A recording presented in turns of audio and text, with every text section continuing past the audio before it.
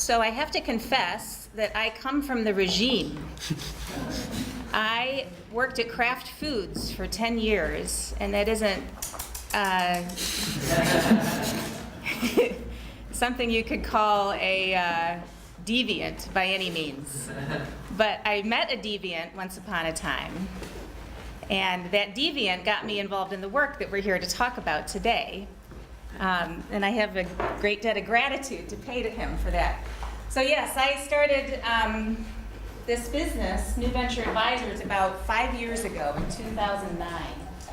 And I'm here to talk about the work that we've done over the last 5 years. So the subject of the talk is digital technologies and scaling up alternative food networks, experiences and thoughts from the USA, and I'll add one to that and say some actions as well. We've done a lot of thinking, and it's time now to do some doing.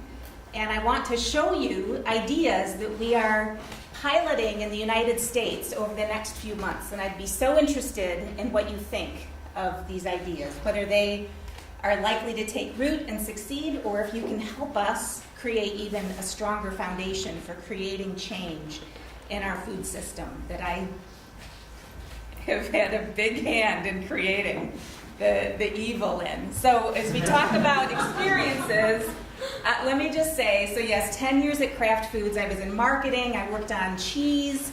We had to call it cheese food because it wasn't really cheese. And toward the end of my time there, we finished planning a marketing campaign for one of the brands. We spent about $1 million on planning before we put a single dollar to work in the marketplace on what we call working media. And I thought, for heaven's sake, I've just spent 9 months with all of these brilliant creative types coming up with this plan, and we spent so much money on a product that I don't care about.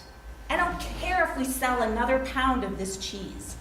And I was looking in my fridge and in my pantry, and I looked at what I actually bought. There wasn't any Kraft product anywhere in my house. Well, that's not true. There was a bottle of salad dressing in the back of the pantry. It had been there about a year. And I said, this is crazy. I can't keep doing this. We're working too hard and spending too much of my one and only life and too much of our resources on promoting food that really doesn't have inherent goodness. I want to work in food that's good. And I didn't know how it was all going to unfold, and sometime over a drink I'd be happy to tell you the story of how I ended up doing the work I do. But right now, what I do is I build sustainable food systems through food hubs. And when I started the work, it was with a person who had been doing advocacy work for about 10 years. And he had done a lot to control the definition of organic standards in the United States. He'd done a tremendous amount to promote local food markets by bringing producers and buyers together so they could do business together. And he said, I've done as much as I can. Now it's time for us to develop businesses that are the market interventions that are going to help our sustainable food systems survive and scale. And I need a business partner to do that with. Would you please join with me? So that was how I began doing this work as a consultant, developing enterprises that fix some of these disintermediations in our food system. And they're called food hubs today, but when we started, they were called packing houses. That one thing that we needed that had been dismantled over the past 50 years were facilities where products could come out of the field, get sorted and washed and aggregated and packed up and sent to a local customer. When we scaled nationally and globally, all of that packing infrastructure ended up getting aggregated into larger areas on larger farms. So small and mid-sized growers that were doing the kind of agriculture that we valued no longer had access. And so they were very limited in how they could access large markets because of the lack of packing infrastructure. So we started looking at ways of developing packing houses, and then about 2 years into it, they started calling them food hubs. So I did the global search and replace on all of our past reports and call our old packing houses food hubs. Is it a familiar term in the room? Who doesn't know this concept of food hubs in the room? So here's how the USDA defines it. And there's probably a definition in every one of our countries of origin. But to the United States Department of Agriculture, a regional food hub is an enterprise or an organization that aggregates, distributes, and markets source-identified products and connects them into wholesale, retail, and institutional markets. So there are three functions that they perform primarily, and there are three channels that they serve primarily. But when you put those together, the permutations are quite dramatic. You can get lots of different looking food hubs operating at different sizes and scales and serving different markets. So I want to just show you quickly how they are starting to take form in the existing supply chain in the United States. And this is probably similar to all of our advanced supply chains, food supply chains. We call them value chains in the local food space because we believe that there are values that connect players across the line. But if you think of it in a linear way from production to where it's sold at retail, you've got food hubs that are operating in each one of these legs, from production to post-harvest to distribution and to the retailing. So on the production end, you could have a food hub that's on a farm. It's a big enough farm that they've got their own packing infrastructure right there. They might even have their own trucks, and they're able to deliver into a market directly from their farm. And when I talk about food hubs in this context, I'm primarily thinking about wholesale. So this is not necessarily the truly short chain definition. I'm talking about getting it into wholesale markets. So grower shippers can sometimes connect right into wholesale markets if they're big enough. Or they might aggregate from their neighbors, is another way that they do it. And you'll see an example of that. At post-harvest, we've got importers, aggregators, and processors. And aggregators are those that collect from lots of farms and package it up and make it ready for large volume transactions to larger customers. And the processors are those that are doing value-added production that create cheese and specialty food products that are minimally processed in our world. Then on the distribution end, you've got merchant wholesalers whose primary source of revenue is distribution, as opposed to self-distributing retailers whose primary source of revenue is retailing. They just happen to run their own trucks. Kraft was a self-distributing retailer. So a food hub could be a specialty produce retail distributor. And then at the retail level, food hubs are taking the shape at store level. They may be doing more than just retailing. They may have a wholesale business at the store as well. I have a great example of that, as well as home delivery services, which are really gaining some prominence in the United States. Door-to-door organics is one, Fresh Direct is another, and in fact, Amazon is now entering the fresh grocery delivery business, and they would fall into this category as well. The one thing on the chart here that I think is what we're going to talk about a lot in this conference are these intermediaries that don't actually handle products. You've got, and they're very important in this web of the food system. There are brokers who primarily represent customers. There are agents who primarily represent growers.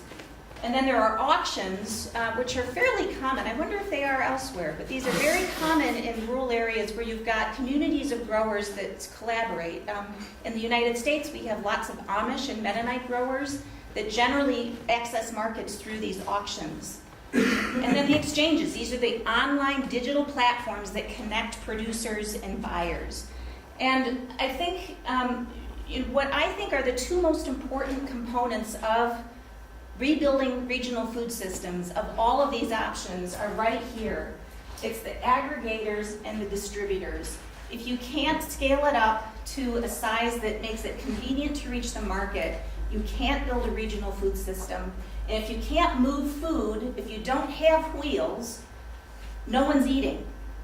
And the slide at the beginning was brilliant. I love that slide. I'm not impressed until I can download food. It's a little bit how I feel about exchanges today. And I have a client that's in near the Silicon Valley, and she sort of got out of that space and she went to work for a large specialty produce distributor. She said, everyone's talking technology, but no one's moving food. Let's get the food from the farm to the eater. So I think that those are the two things that I'm going to spend my time addressing primarily in the work that I do in this space. And here's what we do. We're business consultants. We work with lots of types of clients. We work with entrepreneurs. We work with coalitions that have formed in communities that really want to change their food system. Those coalitions are often represented from multi-sector stakeholders, from academia. Extension service is a big component of these coalitions. We've got local business people. We've got municipal representatives in some of these coalitions. And what we do is we come into the picture when those actors realize that the way to make change in their food system is through some kind of a market intervention. They've already addressed policy to the extent that they can. They recognize the next step is to create enterprises that solve some of these disintermediation problems. So I'll come in and we'll start working with them at whatever stage of development they are at. And very often it's right here. In fact, sometimes it's even before we look at what the opportunities are in the market. Sometimes we actually have to help them form their coalitions so that they have the right people at the table to do this work. But then we go in and do feasibility assessments, and if the feasibility is penciled out, we'll do a business plan. We'll help them raise their money, get their start, and help them as they're beginning their operations as these very fragile little startup companies. And we have a sort of a hard and fast rule, which is we'll work with anybody from the get-go, but at some point we need an operator. At some point there has to be a business person that steps in and says, I'm going to run this business, and we write the business plan with that person. If we don't have that person at the table, we find that those business plans are really academic, and 100% of the time they get rewritten once the operator is identified. So here's just a glimpse of some of the work that we've done recently. These are projects that are either in development or actually in operation. We actually have done work all across North America, a little bit in BC, British Columbia, started to work in Manitoba. But these, I think, are the most prominent examples of the food hubs that we've helped to bring into existence. And I'm going to go with some very quick case histories of 5, just to give you a sense of the vast difference in scale and focus of these kinds of businesses. This is the first project I worked on after Kraft. This is in Northern Virginia, Blue Ridge Produce. And this business is really, I would say it's a real estate-driven project. The entrepreneur that was behind this actually has property in this area of Northern Virginia, just outside of Washington, D.C. And he's a real estate guy, and he knew what the pressure on the land was, and he said, if we're going to preserve the rural landscape in this area, we've got to give agricultural producers a reason to stay. So I'm going to build a food hub and help them access higher value markets. And we may not be able to exactly match what they could get if they sold their land, but we're going to give them enough incentive to stay in farming so that we can protect this beauty, the beauty around us. So as we were going around trying to figure out where to put the food hub and what it should do, they stumbled on this property. It's was a vacant ornamental plant facility, tropical plant facility. So it had all the greenhouses right there. And one of our issues in the Northern Virginia area was mostly livestock. There actually wasn't a lot of fruit and vegetable production. So we said, well, this is a great setup. We can actually do the production right here on site. There's 1.5 acres of greenhouses. Plus, off the screen, there's 400 acres of farmland that they have an option to buy. So if the farmers didn't show up to do business, they could actually do production on their own. There are also 2 warehouses, a large 35,000 square foot warehouse and a smaller warehouse, which had 2 particular purposes when the floral business was in there. But for these guys, they can use the large warehouse for aggregation and warehousing and cold storage. And the small warehouse, they're going to convert into a processing facility to do value-added fruit and vegetable production. So here's the facility. This is in terms of this, this range that we're going to look at. This is sort of the very high end of the range. They're going to do production, processing, aggregation, and distribution out of this one facility. This is a very large investment.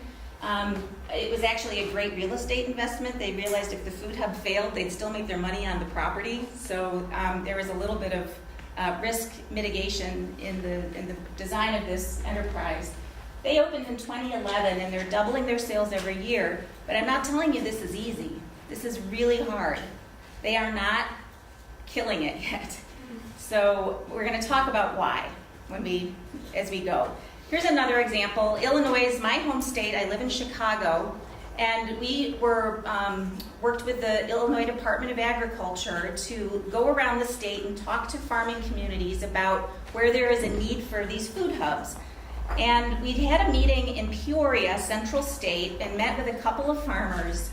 And as we were talking, and we had actually brought Whole Foods with us. Whole Foods is the largest natural grocery retailer in the U.S. And the produce buyer was there, and he said, guys, if you plant food crops, we will buy them. Of everything that's sold in our Chicagoland stores, 0.1% comes from Illinois farms. And our customers want to buy Illinois-grown produce. If you grow it, we'll buy it. One of the farmers, this is such a great story of rural ingenuity and engineering. He said, well, sir, do you send any trucks this way? And the guy from Whole Foods says, well, in fact, our central warehouse for the entire Midwest is located just outside of Chicago. We send a truck to St. Louis every day, and it comes back empty. And the farmer said, well, could you just send it a little off the path and swing by our farm, and we'll fill that thing up with produce from my farm and from my neighbors' farms that are all sitting right here. And the guy from Whole Foods said, sure, we'll put that together. And what's so beautiful about this is that that farmer put in a low five-figure investment in cooling infrastructure and a little bit of docking so that the semi could get in and out. But every one of the farmers did their own transaction with Whole Foods. He didn't have to take all of the risk of the production that came from the adjacent farms. He just provided the aggregation point. And so this, in my mind, is a perfect example of efficient transportation that connects a rural producer with an urban market. And I wish I had pictures of the cooling infrastructure that he put in. It was the most Junkyard Wars-ish thing that you can imagine, but it passed muster. You know, it got the product cool in time for it to get to market safely.